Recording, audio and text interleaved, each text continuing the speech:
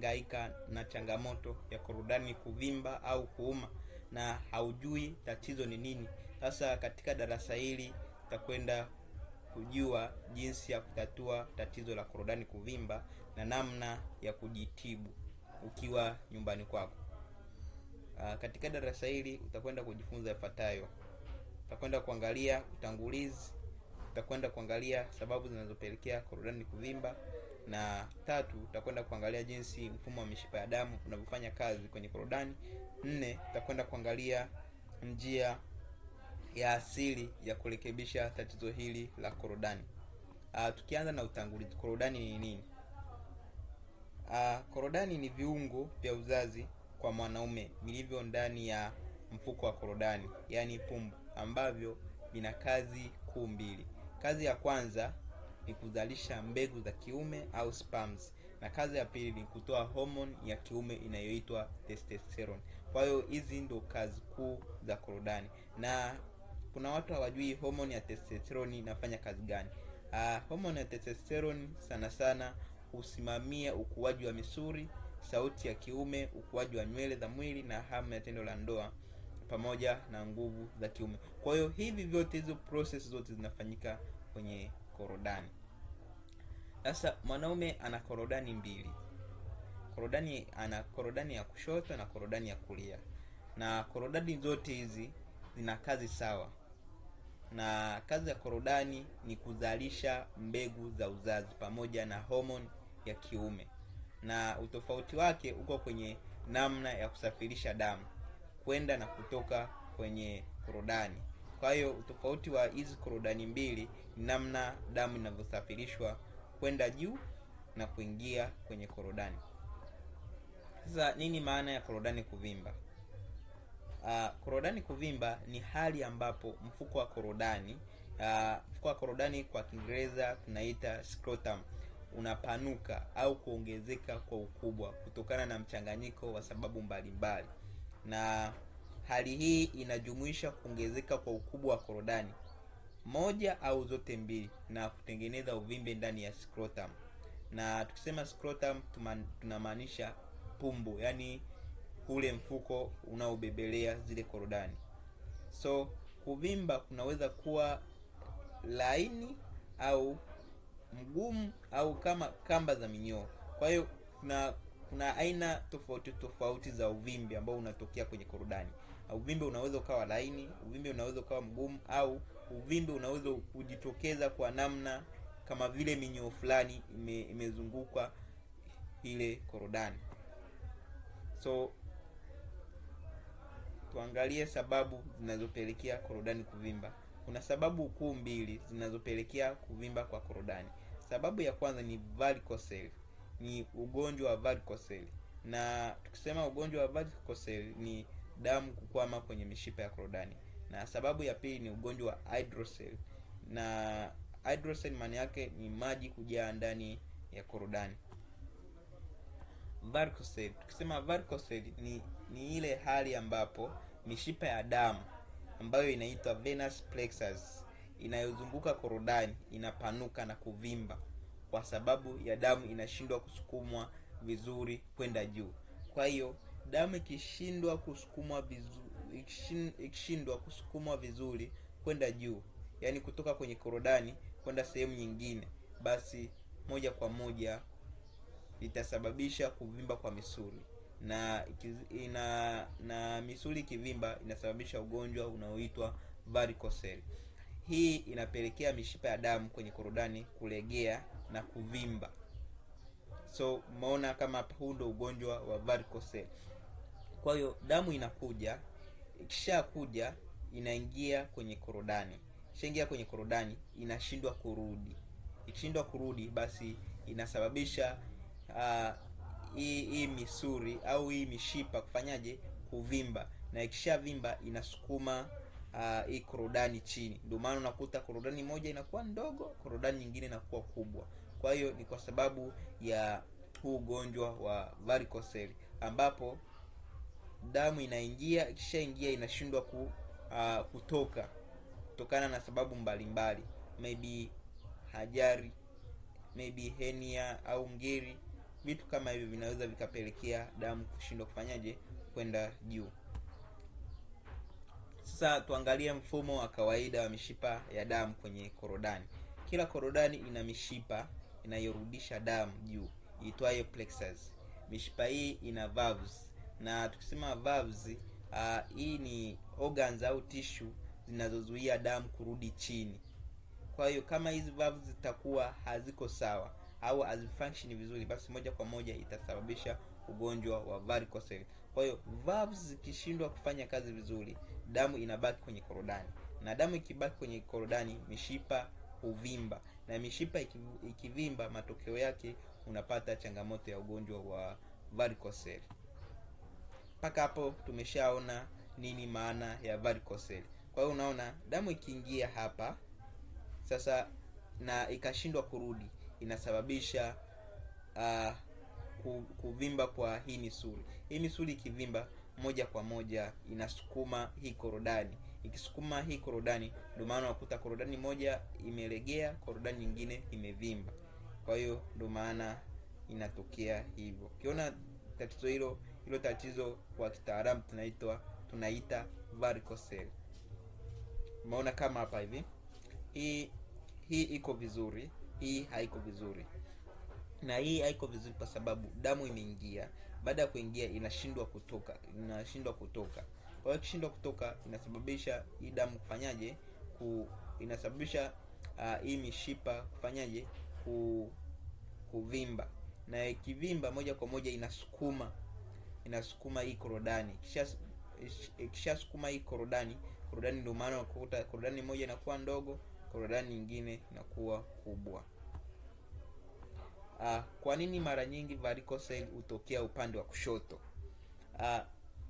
Mshipa wa korodani wa kushoto tunauita left testicular vein. Damu huingia kwenye renal vein kwa degree ya 90. Kwa hivyo shinikizo la damu linakuwa kubwa sana. Ndio maana hata kutoka inahitajika pressure ambayo itasababisha ile damu itoke kwenye korodani iende moja kwa moja upande wa juu. Kwa hiyo wakati upande wa kulia, right testicular vein, damu inaingia moja kwa moja kwenye vena kuu, na hivyo shinikizo linakuwa ni dogo kwa sababu vena kuu inakuwa pana. Kwa hiyo ile ina uwezo wa damu kutoka kwenye korodani kuingia kwenye vena cava, timizi inatumia pressure ndogo. Lakini kama korodani ya kushoto, damu kutoka kwenye korodani kwenda juu, basi inabidi itumie pressure kubwa. Ndio maana sometimes unakuta korodani ya kushoto inavimba, japo na korodani ya kulia huwa inavimba, ila 90% ya korodani, 80% ya wanaume wanaopata changamoto ya varicocele, korodani huvimba kushoto. Ndio maana zaidi ya 80% ya varicocele hutokea upande wa kushoto. Pia varicocele inaweza kutokea upande wa kulia, japo sio sana, lakini inaweza ikatokea upande wa kulia. Unaona kama huyu hapa imetokea upande wa kulia, timizi damu inashindwa kufanyaje, inashindwa kupanda vizuri. Kwa hiyo ikishindwa kupanda vizuri, inasukuma hii korodani inakuwa inasukumwa. Kwa hiyo ikiwa inasukumwa, inazidi ili pumbu inazidi kuongezeka ukubwa, na hii inabaki kwenye normal size. Dalili kuu za varicocele. Sasa utajuaje kwamba mimi nina varicocele? Dalili ya kwanza, korodani hasa ya kushoto huonekana imevimba au kushuka, na maumivu au kuhisi uzito chini ya korodani. Lakini maumivu yanaweza yasiwe makubwa sana, lakini kuna wakati maybe ukiwa umesimama sana, kuna wakati unahisi kuvutwa, unahisi maumivu na au unahisi korodani kuwa nzito. Pia uvimbe unaopungua ukiwa umelala na kuongezeka ukiwa umesimama. Kwa hiyo kuna wakati unakuta uvimbe unapungua ukiwa umelala na unaongezeka ukiwa umesimama, basi hii ni dalili ambayo inaweza kuonyesha kwamba wewe una tatizo la varicocele. Na dalili ya 4 ambayo inaweza kuonyesha kwamba una tatizo la varicocele ni kuonekana kwa mishipa kama kamba za minyoo. Kuna wakati unaona kama vile kuna kamba za minyoo, basi moja kwa moja ukiona dalili hizi ni dalili za ugonjwa wa varicocele. Au dalili nyingine ni kupungua kwa nguvu za kiume, japo hii ni normal stage, yani kuna wakati ukiona nanili nguvu za kiume mwanzo ulikuwa uko vizuri, lakini unaona nguvu za kiume zinapungua, basi na unaona korodani imevimba, basi moja kwa moja hii ni dalili ya varicocele. Kukosa kuzalisha mbegu za uzazi au mbegu za uzazi kuwa nyepesi, kukosa hamu ya tendo la ndoa, au uume kuwa mdogo na kurudi ndani kama mtoto. Pia dalili nyingine, korodani kupata joto sana kuliko kawaida. Sababu zinazopelekea kuwa na varicocele. Sasa sababu gani inapelekea ugonjwa huu wa varicocele? Sababu ya kwanza ni kulegea kwa valves za mishipa ya damu. Kwa hiyo valves zikilegea, unaona kama hizi hapa ndio valves, hizi hapa ndio valves. Kwa hiyo valves zikilegea, valves ni zile ambazo zinaruhusu damu kuingia na zinaruhusu damu kutoka. Kwa hiyo valves zikiwa zimelegea, basi moja kwa moja damu itaingia moja kwa moja na itashindwa kutoka. Kwa hiyo kulegea kwa valves za mishipa ya damu inaweza ikasababisha ugonjwa wa varicocele. Na pili, msongamano wa damu kutokana na shinikizo kwenye tumbo au nyonga. Kwa hiyo msongamano wa damu, damu ikiwa kwenye mishipa, basi moja kwa moja ile mishipa inavimba, na ikisha vimba, basi moja kwa moja itasababisha ugonjwa wa varicocele. Na sababu nyingine ambayo inapelekea kuwa na huu ugonjwa wa varicocele ni kukaa muda mrefu bila mazoezi. Mwanaume unabidi ufanye mazoezi at least mara moja kwa wiki. Mazoezi ni muhimu, it's very very important to do exercise. Kwa hiyo lazima ufanye mazoezi. Na sababu nyingine ambayo inaweza kapelekea varicocele ni mavazi ya kubana sana. Mavazi ya kubana sana na yenyewe inaweza kapelekea ugonjwa wa varicocele. Na sababu nyingine ni joto kupita kiasi kwenye korodani. Mishipa hupoteza nguvu. Kwa hiyo joto ikiongezeka kwenye korodani, moja kwa moja inasababisha huu ugonjwa wa varicocele. Na sababu nyingine ni kubeba vitu vizito. Ukibeba vitu vizito, moja kwa moja inaweza kapelekea kuwa na huu ugonjwa wa varicocele. Na sababu ya mwisho ni kugonganisha zile korodani.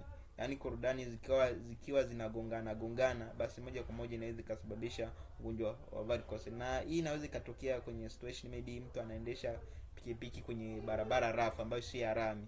Anaendesha pikipiki kwenye barabara rafu. Kwa hiyo inasababisha ule mgongano wa korodani. Au mtu anaendesha baisikeli kwa muda mrefu kwenye barabara ambayo ni rafu, basi moja kwa moja inaweza ikapelekea ugonjwa wa varicocele. Na muonekano wa nje wa varicocele unakuwa hivi. Unaona? Unakuwa hivi. Ndani inakuwa hivi. Kwa hiyo nadhani hapa mmeelewa varicocele ni nini. Sasa madhara ya kuwa na varicocele kwa muda mrefu.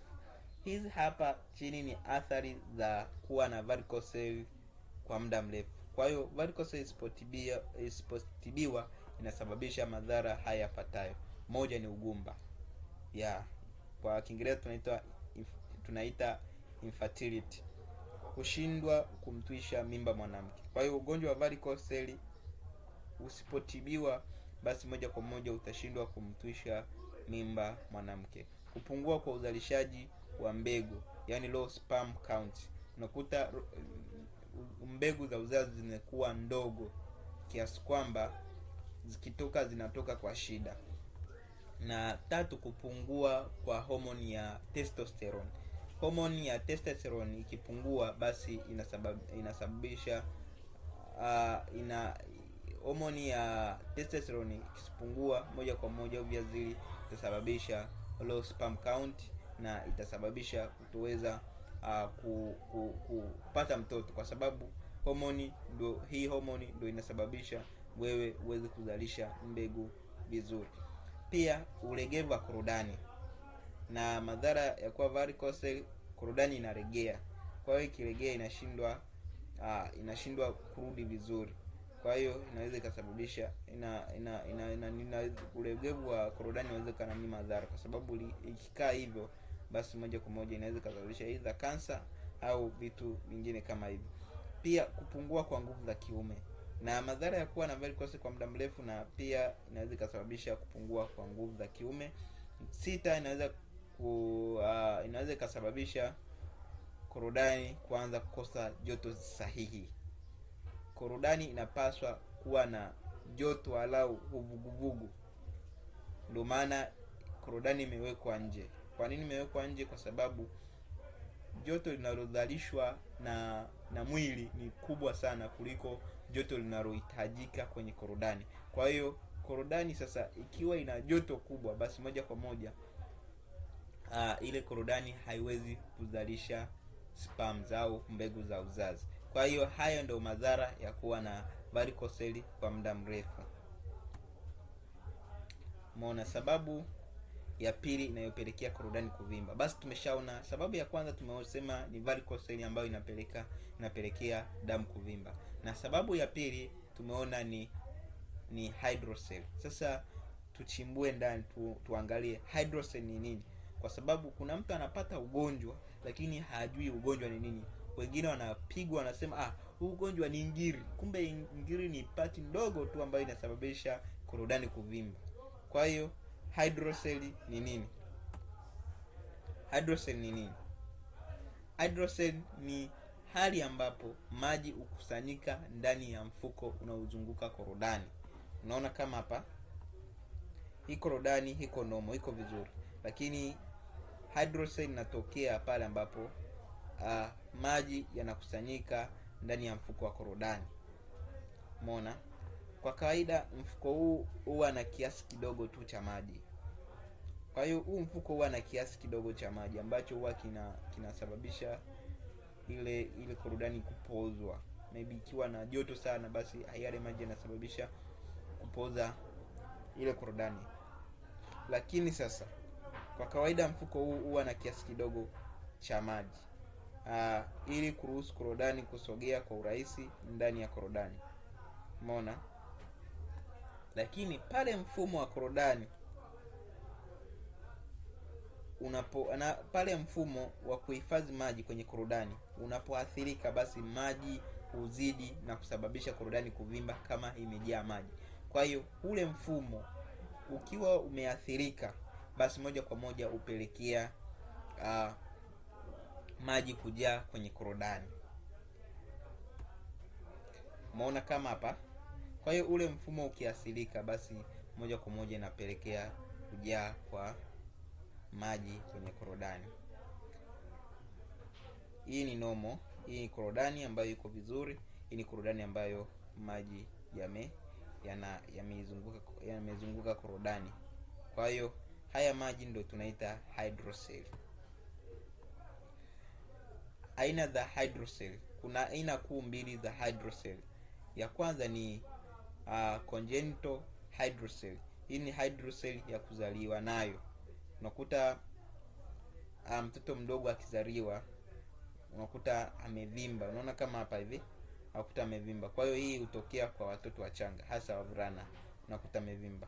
Na kwa watoto hali hii mara nyingi huisha yenyewe kabla ya umri wa mwaka mmoja. Na sababu ya pili ni acquired hydrocele. Hii ni hydrocele inayopatikana ukiwa ukubwani, inayosababishwa it means. Hii ndiyo aina ya hydrocele inayowapata watu wazima. Hutokea pale ambapo maji huzalishwa kwa wingi au kushindwa kurudi kwenye mfumo wa ndani, yani kwenye mfumo wake ndani ya korodani, kutokana na sababu mbalimbali kama kuumia, maybe umepata ajali, au maambukizi ya bakteria, au msongamano wa damu kwenye korodani. Kwa hiyo hivi vyote vinaweza kusababisha hydrocele. Sasa athari ya kuwa na hydrocele kwa muda mrefu bila kutibiwa. Athari ya kwanza ni korodani kushindwa kuzalisha mbegu za uzazi. Na athari ya pili, uume kurudi ndani na kusinyaa kabisa. Yaani unakuta uume umerudi ndani na kusinyaa kabisa, na kama tunavyojua wanawake wa siku hizi wanapenda uume ambao ni mkubwa. Kwa hiyo kama maumbile yako ni madogo, it means hydrocele pia inaweza kusababisha uume kurudi ndani. So athari ya tatu ambayo inaweza kutokea pale unapokuwa na hydrocele ugumba, kushindwa kumtwisha mwanamke mimba. Kwa hiyo hii inaweza ikasababisha ugumba. Na athari ya 4 ya kuwa na hydrocele ni kupungua kwa nguvu za kiume na kukosa hamu kabisa ya tendo. Na athari ya 5 inaweza kusababisha maambukizi ya bakteria kwenye korodani. Kwa hiyo ni muhimu sana kuweza kutibu hili tatizo. Na kwa bahati nzuri, kutibu hili tatizo sio lazima uende hospitali, sio lazima ufanyiwe operation. Kuna wengine wanafanyiwa operation lakini tatizo linarudi pale pale. Ni kwa sababu badala ya kutibu mzizi wa tatizo, basi wanapoza lile tatizo. Kwa hiyo unakuta mtu akifanyiwa operation moja kwa moja, baadaye lile tatizo linakuja kujirudia, kwa sababu operation mara nyingi sio kwa ajili ya kutibu tatizo. Operation ni kwa ajili ya